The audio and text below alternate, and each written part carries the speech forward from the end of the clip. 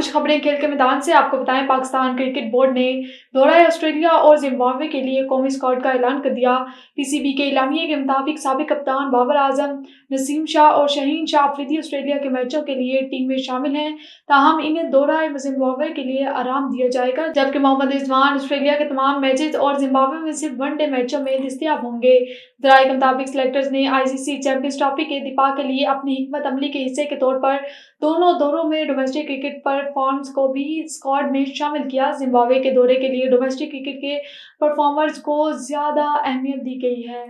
और chairman PCB Mohsin Naqvi ने कहा है कि रिजवान को कप्तान, सलमान अली आगा को व्हाइट बॉल का नायब कप्तान बनाने का फैसला किया है। लाहौर पीसीबी में सिलेक्टर आकिब जावेद और मोहम्मद रिजवान के हमरा प्रेस कॉन्फ्रेंस करते हुए मोहसिन नकवी का कहना था कि सबकी राय के बाद रिजवान से तफसीली बातचीत हुई। यंग टैलेंट को मौका देना होगा। बाबर आजम की कप्तानी के हवाले से सवाल पर उन्होंने कहा कि बाबर आजम पाकिस्तान का असासा है। बाबर आजम के इस्तीफा के बाद नए कप्तान के लिए सबसे मुशावरत की गई। बाबर आजम ने दबाव नहीं, अपनी मर्जी से इस्तीफा दिया। और आपको बताएं, Pak Bharat mix martial arts टाकरा मुलतवी कर दिया गया। यूनिट की नई तारीख का ऐलान जल्द किया जाएगा। पाकिस्तान मिक्स मार्शल आर्ट्स के सदर बाबर जराजा के मुताबिक भारतीय फाइटर्स के पास सिर्फ लाहौर के वीजे हैं।